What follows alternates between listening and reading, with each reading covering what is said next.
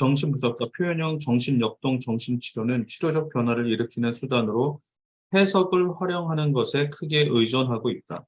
이런 형태의 치료에서 치료적 관계가 그 자체로 해석과 동등한 중요성을 지니고 변화를 일으키는지의 여부는 그동안 상당한 논쟁의 대상이었다. 고전적인 정신분석에서는 치료적 작용이 정확한 전이 해석을 통한 정신내적 갈등의 해소에 달려있다는 관점을 취했다.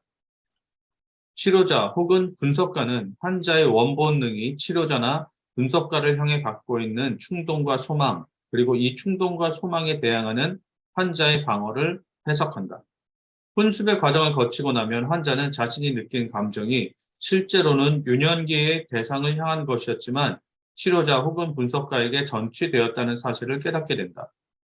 그리고 이와 같은 해석을 인지적으로 이해함으로써 초자아를 길들이고 자아를 확장해 나갈 수 있게 된다. 최근 몇 년간 치료적 작용에 대한 이해는 대상관계 및 대인관계의 정신적 분석 모형의 영향으로 인해 분석가 혹은 치료자와의 새로운 관계가 중요하다는 방향으로 전환되었다.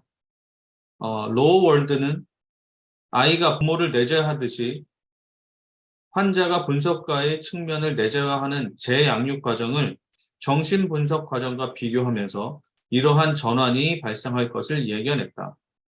옥대는 투사적 동일시 개념을 치료자나 분석가가 환자로부터 투사된 내용물을 변형한 후 그것을 변형된 형태로 환자에게 다시 돌려주는 것으로 개념화함으로써 그런 생각을 더욱 확장했다.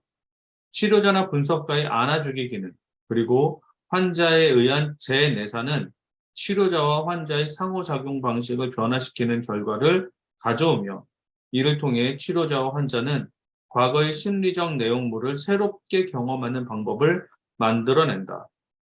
허버와 쿠퍼는 변화를 일으키는 데 있어서 통찰이 수행하는 역할과 새로운 관계가 수행하는 역할을 통합하고자 했다. 허버는 해석을 통해 통찰을 얻는 것과 새로운 관계를 통해 자기의 변화를 꾀하는 것을 양자택일의 문제로 양분하는 것은 인위적이라고 주장했다. 그는 관계에 대한 이해는 관계 그 자체의 역동에 대한 통찰 없이는 유지될 수 없다라고 강조했다. 그리고 이러한 관점에 기반해 해석을 통해 통찰을 얻는 것과 새로운 관계를 통해 자기의 변화를 꾀하는 것 두 가지가 항상 협력적으로 이루어져야 한다고 말했다. 쿠퍼는 새로운 대인관계가 그 자체로 통찰을 불러일으킨다고 강조했다. 그는 새로운 대인관계는 충분한 정서적, 인지적 구조화를 만들어내기 때문에 이로 인한 내적 압박을 감당해내려면 내적 자기 표상과 대상 표상, 그리고 정서적 상호작용을 변형하는 형태로서의 통찰이 필요하다고 말했다. 또한 그는 해석의 내용은 치료자와 환자가 서로 관계를 맺는 방식보다는 덜 중요하다고 생각했다. 루보스키는 대다수의 정신체료에서 일어나는 변화는 어느 정도는 해석 기제들에서 어느 정도는 관계의 직접적 영향에서 비롯한다고 주장했다. 네. 해석이냐 관계냐죠. 치료 관계에서 새로운 관계 경험이 치료적인 변화를 가져온다. 아니면 한쪽에서는 해석이 가져온다 하는데 그렇게 일률적으로 양자택일을 할 관계는 아니라고 보는 견해에 저는 가까워요. 근데 현대정신분석에서는 어떻게 이해를 하냐면 분석가 입장에서는 우리는 항상 해석하는 사람이에요. 그러니까 해석을 떠난 치료는 없어요. 찰스 브렌너가 컨젝처라는 용어를 썼는데 이 컨젝처는 내적 해석이라고 할까요? 컨젝처는 사일런트 인터프리테이션이라고 얘기를 할 수도 있겠죠. 침묵 속의 해석. 상담자는 계속해서 내담자가 지금 저렇게 힘들어하는 이유가 무엇인지 계속해서 해석해내고 있어야 돼요. 자기 나름대로 이 해석은 필수적이에요. 근데 분석가는 분석하는 사람이에요. 그런데 이것을 기법으로서의 해석이라고 보통 얘기하는 것은 얻은 해석의 결과를 내담자에게 전달할 것인지 안 할 것이냐. 이걸 이때는 인터프리테이션이라는 용어를 컨젝션이라는 용어하고 달리 써서 그러니까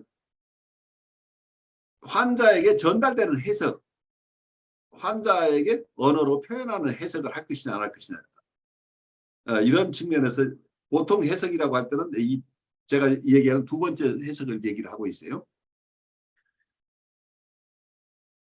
그런데 환자 층에 따라서, 그리고 같은 환자도 어떤 상태에 있느냐에 따라서 달라요.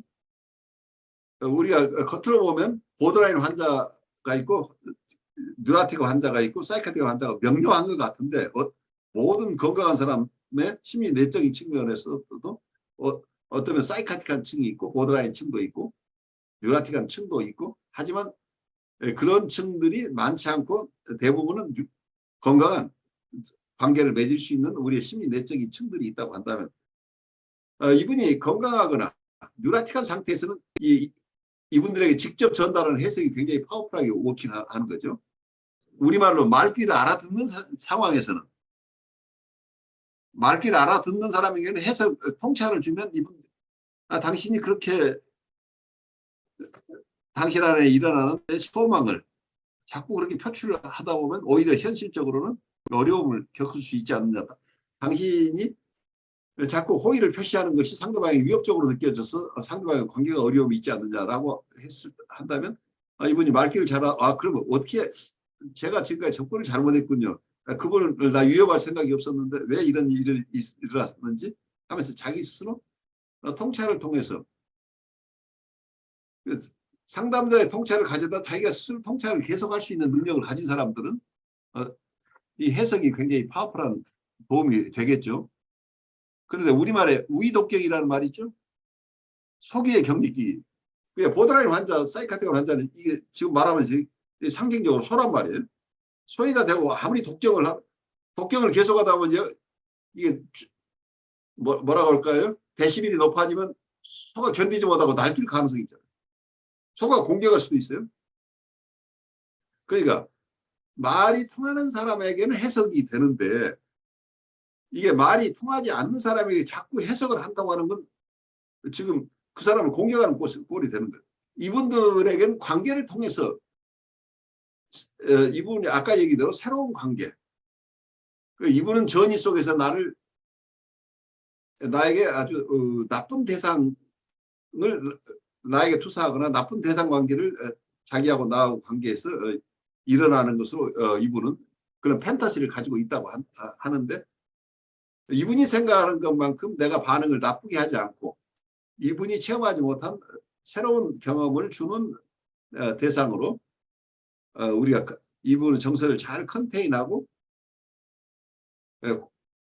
필요한 공감을 하고 이모셔널 커뮤니케이션을 하는 이런 관계에 있게 된다면 그거 자체로서 치료적인 효과가 있다는 얘기예요. 그러니까 치료라고 하는 것을 얼마나 완벽한 치료를 얘기하느냐. 우선은 치료는 하루 이틀에 일어나요. 어떤 사람은 6개월 정도 정신분석 받아서 큰 도움을 받을 수 있는 분도 있지만, 이래 보드라인 환자 같으면 어떤 분은 5년, 7년, 10년 이렇게 치료를 해야 되는 분도 있어요. 그런데 이분들은 처음에는 거의 해석적인 접근을 못하지만 이런 관계를 통해서 정서적인 커뮤니케이션을 주로 하는 이런 기법을 통해서 이분이 도움을 오랫동안 받게 되면 점차 이분도 말문이 트이고 귀가 열려서 서로 대화가 될 만큼 되면 이때는 해석도 가능한 거죠. 그러니까 해석이 효과가 있다 없다가 아니라 내가 만나는 환자가 어떤 상태에 있느냐를 정확하게 이해하는 게 급선무라네. 우리가 진단을 공부하지만 처음부터 제가 하는 얘기는 진단에 매이지 말라는 얘기를, 실제 임상에 들어가면 그거 잊어버리고 해야 된다. 이분을 치료가 끝나고 이분과 일어났던 관계를 잘 내가 이해하기 위해서 내가 가진 진단을 가지고 계속 곰곰이 생각해 나가는 과정은 중요하지만, 상담 세션에서는 내가 가진 진단하고 전혀 상관없이 지금 히어앤드 나우에서 이 사람이 무엇을 나하고 관계에서 교류하고 있는지, 이분의 무의식이 어떤 것인지 거기에 집중해야 돼. 그러니까 지금 나에게 오는, 말하자면 현상학적으로 얘기를 한다면 이 대상이 스스로 자기를 드러내도록 허용해 줘야 된다. 그래야만 이분의 스스로의 모습이 드러나는 것을 우리의 순수 의식이 이걸 포착해야 된답니다. 현상학적으로 얘기를 한다면. 그래서 우리가 이 사람을 어떻게 만들어내는 게 아니고 이 사람 스스로가 자기 모습을 드러내는 것을 허용할 때만 이 사람을 이해할 수 있다는 거예요. 그러려면 이분에게 안전한 공간을 제공해야 되는 거죠. 그리고 우리가 이 사람을 조작하는 게 아니고 이 사람 스스로는 이미 어떤 모습을 가지고 있는데 우리가 이 사람이 가지고 있는 근원적인 어떤 어려움을 이해하려면 겉으로 드러나는 여러 현상만 보지 말고 어떤 현상들은 어떤 것을 보여주지만 또 한쪽에서는 숨기고 있는 자연적으로. 그래서 드러나지 않고 있는 부분이 무엇인지를 우리가 이해해야 된다. 그래서 이분을 종합적으로 볼 수 있어야, 그러면 이분의 지금 심리 상태가 어떤 역동화에 있다는 것을 알게 되면 이분에게는 지금 해석을 해서 이분이 도움을 받을 수 있는 분인지 아니면 이분은 공감이나 정서적인 커뮤니케이션, 구체적으로 조이닝이나 미러잉 기법을 통해서 이분을 도울 건지 이런 것을 우리가 식별해낼 수 있는데 가장 중요한 것은 내담자 그 모습대로 볼 수 있는 힘이라는 얘기예요. 이 현상학적인 접근에서 가장 중요한 것이 이제 이런 거죠. 겉으로 드러나는 것 이면에 있는 실제 모습을 봐야 된다. 그 에센스를 봐야 된다. 그래서 드러나는 모습만 보고 판단할 수 있는 게 아닌데 보이지 않는 부분을 어쩌면은 프로이드는 무의식이라고 그냥 이름을 붙일 수도 있죠. 드러나지 않은 부분 무의식이라고. 정신분석적으로 본다는 것은 보이는 것 말고 그 보이는 것으로 밖에 표현되지 않고 있는 본질적인 것을 우리가 볼 수 있어야 됩니다. 그래서 이분의 어려움의 근원이 무엇인지를 보는 것, 이런 것은 우리가 끊임없이 해야 될 일인데 이거 자체는 바로 이게 해석적인 작업이라는 얘기예요. 그래서 사일런트 인터프리테이션을 우리가 계속 한다는 얘기예요. 내가 어떤 정선이 공감을 한다고 할 때는 이 사람이 어떤 상태인지를 알아야 공감을 할 거 아니에요. 그러니까 여러분들 해석은 기본적으로 하고 있다는 얘기예요. 컨젝처로서의 내부적인 우리의 보통 심증이라고 심증 형성 과정이 이제 재판에서 판사가 여러 얘기를 듣지만 이 사람이 아무 얘기를 안 하고 있지만 계속해서 저 사람이 죄가 있는지 없는지 아니면 범인인지 아닌지 자기 내적 심증을 정성해 나가잖아요. 그 마찬가지라는 얘기예요. 재판하는 과정에서 너 몇 마디 듣고 당신 죄 지었지? 그때 당신이 저지른 일 아니야? 라고 이게 바로 들어갈 수 없다는 얘기예요. 그리고 오늘 나타나는 저 사람의 모습과 내일 나타나는 모습 이게 항상 같은 게 아니고 의외의 모습이 항상 일어나기 때문에 내가 이 사람이 가진 선입견을 버리고 이 사람을 봐야 된다는 얘기가 여기서 나와요.